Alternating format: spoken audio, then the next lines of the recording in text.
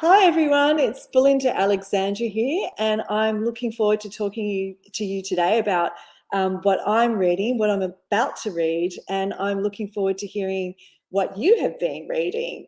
Some of you may know me, some of you may not, but I'm the author of 10 historical novels. My latest one, The French Agent, is just out now. It's set in Paris and Sydney in 1946. The story in Paris is about a war crimes investigator who's on the trail of a war criminal who destroyed a resistance circuit that she was involved in, and he is known as the Black Fox. The story in Sydney is about a woman called Diana, who's an innovative landscape designer, and she's waiting for her husband, Casper, to come home from the war after 7 years away. It's a history and it's mystery, and the two stories combine when the war crimes investigator Sabine figures out that the Black Fox might just be Diana's husband, which brings the two women into conflict with each other. Well, hello everyone. We've got Carolyn Manners here. Hello, Bronwyn Law, Jane Tara, Sharon Hill. So lovely to see you, Christine. Oh, hello from Ballarat. I wonder if you're warm or you're cold there in Ballarat. It's a bit dull here in Sydney today. So nice to have you all. I want to hear what you've been reading. I mean, the good thing about coming to Better Reading is I always end up with some fabulous books to read. So I'm just going to talk a little bit about those now. I mean, look at this, The Liberian Spy. This is totally up my alley. It's by Madeleine Martin, and it's a gripping historical fiction based on the true story of American spies sent to Lisbon during World War II. Well, we know a lot of stories in other European countries about spies during World War II, but I haven't read one in Lisbon, so I'm really looking forward to reading this one. I think it's going to be terrific. Now, this one, I've seen this in the bookstores. You probably have too, and I can't wait to get my eyes onto this. This is by Sally Fawn, and it's actually a reimagining of the Frankenstein story. Now, listen to this. Sally is actually a very well-known romance writer, and she's actually created a historical fiction based on Frankenstein, but where the character actually tries to create her perfect man. So that sounds like something perhaps many of us have been guilty of and not succeeded at. So I'm really looking forward to reading this. Oh, Jane Harvey, you have just finished The Tea Chest. Oh, by Josephine Moon. Love Josephine Moon. She's not only a great writer, but she's a great person. Di Morrissey, yes. Oh, and Mirror Man by Fiona McIntosh. I think we all love Fiona McIntosh, a great Australian writer. So Night Whistler, whoop, just seen that. And Maxine Dunn, you're reading Moonlight and The Pearler's Daughter. Oh, that's all fantastic. I haven't seen those yet, but I'm looking forward to reading those. Another one that I've got on my to be read pile is this. I love a good gripping domestic thriller, The Accident here. This one by Katie McMahon. So has anyone read this or seen this? Oh, it's Wet and Rainy and Mudgy. Louise, yes, we're just talking about Mudgy a moment ago. Sandy Docker, fantastic. The Kookaburra Creek Cafe. Oh, and your next book is The Mystery Woman. Well, I hope you enjoy that. That's a good wet weather reading, I think. Jill, hello, nice to see you. Julie, you've just finished The Bay, okay, and about to finish Blue Hour. Okay, Melissa, oh, cloudy southeast Queensland. Sounds like we're all having bad weather, and you're reading The Girl from Munich by Tanya Blanchard. Okay. Oh, Keisha, you're looking forward to reading my new book. Okay, fantastic. Wonderful. Okay. And I'm just going to talk about a book that I've just been reading, and I've absolutely loved this book. This book is for people who love to get out in nature. It's Windswept by Annabelle Abbs. It's a great book about famous women and their walks. So Daphne du Maurier, Georgia O'Keeffe, how their walks added to their sense of freedom and how they really develop their creativity through their walks. It's a wonderful thing. Vivian, okay, Pandora's Jar, okay, that's the marriage portrait by Maggie O. Fantastic. All right. Rita, you're reading the accident. Well, that's on the accident is on your to be read pile. Fantastic. Okay, well, I also wanted to share with you this fabulous book. I'm absolutely loving this. This is a debut novel. This is The Midnight House by Amanda Geard. For those of you who like my novels and those of you who love Kate Morton, Natasha Lester, it's one of those past and present stories. It revolves around a discovered letter and the mystery of that. So if you really enjoy the sort of historical fiction, it's set in Ireland.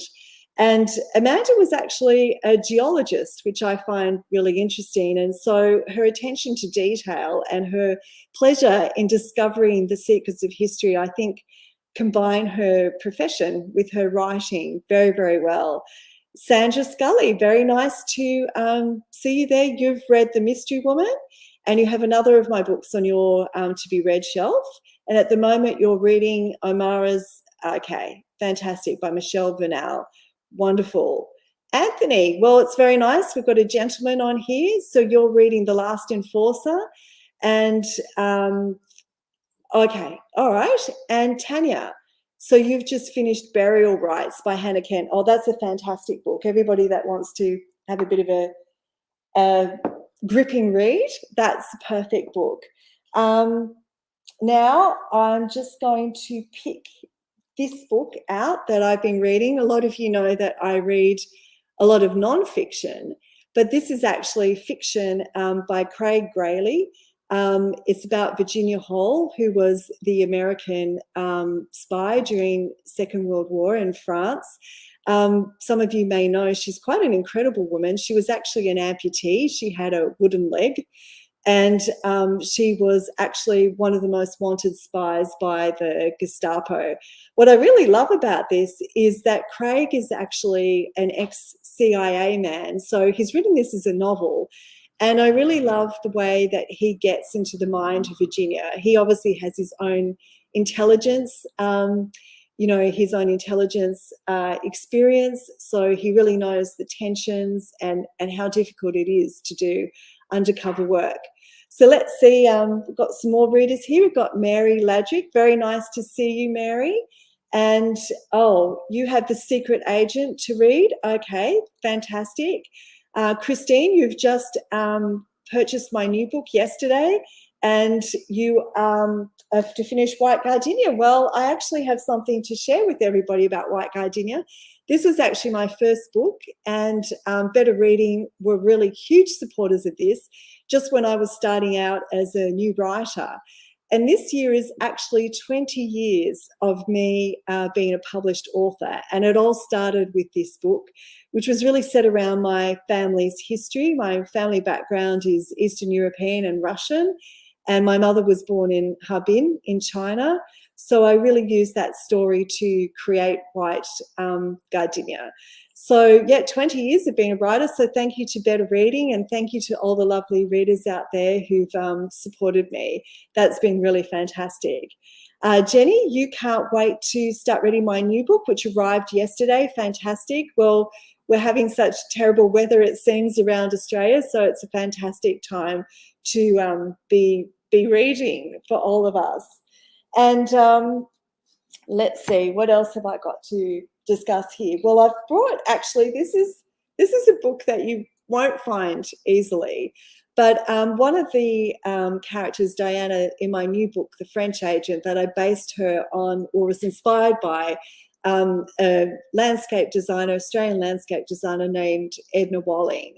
And this is actually a collection of her articles that she wrote for Beautiful Homes and Gardens. And it's a really beautiful read. If anyone's feeling anxious or under any sort of stress, it's a beautiful read. You can read a little bit before you go to bed. I'm so busy these days, I'm not in my garden as much as I would like to be, so I'm sort of living through Edna's articles and enjoying that very much. Hi, Annie, nice to see you. You've bought The French Agent this morning. Okay, and you're planning to start reading it this afternoon. And you've recently read Southern Ruby. That's fantastic. Well, thank you so much. I'm glad to see that you're enjoying my novels. Lynn, you're reading Golden Earrings at the moment, and that's fantastic. That's a book if you love dance, if you love history. I mean, it's centered around a flamenco dancer named Carmen Amaya, and also around the Spanish Civil War. So Golden Earrings is a good choice. Oh, you want me to hold up Windswept again? You need to order it. Okay. There you go. So I really love this book. Jane and I were actually talking just before we went live about we both love walking, and we both find that it is the best things for our mind, the best thing for our creativity. And we were both saying it's so sad when we see people walking in beautiful scenic areas, but they've got their headphones in and they're really not taking in the nature around them. They're not really looking at the sky or the trees. And, you know, it's a pity. And we both said, because we both love animals, it's especially sad when you see people walking with their dogs and they're not really just being with their dogs. You may only have your dog for 12 or maybe even 16 years if you're lucky. So we think, why not spend that time just being with your dog, even if you're not really talking to them, that sense of presence. And that's really what Windswept is about. A lot of the women in the book had very troubled lives, and yet on these sort of pilgrimages and these hikes that they made on these long solitary walks, they really worked out a lot of stuff about their lives. So I encourage you to read the book. It's beautifully written. It's almost relaxing to read it. It's just a joy. And I also encourage you to get out there walking and enjoy nature as soon as it stops raining in this country, it seems. Sam, lovely to, we're moving too fast. Well, Sam, lovely to have you on, and I'm glad that Golden Earrings sounds good to you. Jenny, okay, you're reading Lilac Girls by Martha Hall. That's actually something that's been on my to-read list for a very long time. I've just wanted to read that, so I'm glad that you're enjoying that. Fairy Tale by Stephen King from Susan. Well, that I haven't read Stephen King for a very long time. I think I'll read that when I'm in a more relaxed state than I am now.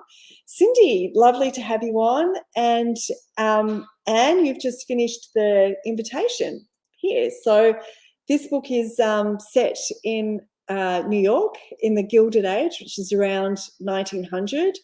And so if you love Downton Abbey or any of those books, you'll probably love this book too. Okay, so I've got a question here from Jane, just asking about books that I'm working on at the moment. Well, I'm working on finishing another novel, which is set on the Riviera, and it's very much about art forgery. So there's a mystery there, which I'm going to really enjoy sharing with you. That will be out next year. And I've also now working on the structural edit of another non-fiction, but not about cats this time. It's actually the story of 4 real historical women who've influenced my writing. And for those of you who enjoyed White Gardenia, it's actually going to be a real treat for you, because one of the women is my mother. And I actually go into her real life story, which White Gardenia was a fictionalized story, but I actually talk about her own parents, her father and her stepfather. So there's going to be lots of things to delight all my readers, and especially readers of White Gardenia. Carolyn, lovely to see you. You're 100 pages in. That's great. Christine Doyle, you have just finished Seven Sisters by Lucinda Riley. Lucinda, we've really lost an amazing writer in losing Lucinda. We all, I think, really loved her book, so I'm really glad that you've enjoyed that. Bev, don't worry that you're late, as long as you're here. It's so good to have you. Karen, you're reading Verity by Colleen Hoover. That's an excellent read. Thank you for letting us know about that as well. Barbara, The Ink Black Heart. Tracy, you're reading Stonetown by Margaret Hickey and The Settlement by Jock Sarong. I would love to know how many of you, now answer this for me, how many of you are the type of reader that reads one book at a time? Or how many of you are the type of reader that reads more than one book at a time? And how many do you go up to? Do you go up to 2? Do you go up to 3? Are you a 4-book reader? So let me know. Just meanwhile, Sharon's let us know that she walks 10 or 15 kilometres a day with her 2 border collies. Good on you, Sharon. And spring is your favourite time of year. It's mine too. I love going out and looking at everyone's gardens as well. Louise, yes, it is 20 years. And thank you for saying that you've loved all my books. Tracy, you usually have 3 on the go and 1 is an audio. So that's good. That's really good. And Lynn, you're usually a 1 book at a time girl. I wonder if we did a study and we found that perhaps people that read more than 1 book at a time also have more than 1 lover at a time. Wouldn't that be? Oh, yes, I agree. Like, how many of you are, monogamous with your books and your lovers, and how many of you sort of like variety? So I think that would be... Natalia, you read just 1 book. Okay, so you're a monogamous reader there. You're faithful to the book you're reading. And Jacqueline says that she does 1 or 2 at a time. That's books, not lovers. And that she has an audio for walking around with. So, okay, so Rhonda, you read 1 at a time and you're reading The Maxwell Sisters by Loretta Hill. That's really good. Well, it's so interesting to know. Do you want to know how many books I read at a time? Well, that depends. When it comes to a novel, I am a monogamous novel reader. I usually read just 1 novel at a time and lose myself in it. But as you know, being a writer of historical fiction, I do a lot of non-fiction reading. I read a lot of biographies, and I read, I read everything actually for research. Sometimes I have to read about clothing design or anything about the history, the historical period that I'm writing about. And so I can have a pile of books, non-fiction books, this high as I go through all my non-fiction reading. But yes, definitely when it comes to a novel, I am a 1 novel girl. Mary, okay, you have a few audios and a few books at a time. I guess that's also because we're so spoilt for choice, and we really have so many options. And this spring is just an amazing spring. I wonder how many of you have seen this around the bookstores. This is a new read from best-selling author of Daisy Jones and the Six, and it's about a tennis star making a comeback. Well, don't we love a good comeback story? So this is one I think that I've seen around, and it looks very intriguing. So that's a book to look out for as well. Okay, so now let me know what else that you're reading at the moment. And Jacqueline, thanks for clarifying that. Yes, of course, that's important too. Okay, so Carolyn is a 1 book at a time. Occasionally I may read 2, but the second one always has to be a non-fiction. So it's very interesting. I think I've learned a lot about better reading readers today. It's been wonderful to have this time with you. And I just want to share again with you, this is my book that's out at the moment. And I hope that you really enjoy it. I think that this book for me, I mean, it really, this was my very first book. This is my 10th novel, and I think The French Agent really embodies everything that I've learnt about writing a really good story. So I've been getting a lot of compliments on it. Some people are saying it's really standalone. It may even be my best book yet. I think that I've really learnt how to combine history and mystery and also make it a page turner at the same time. So I hope that you'll really enjoy it. Thank you everyone for joining us today, and I look forward to seeing you in the future. Okay, take care everyone.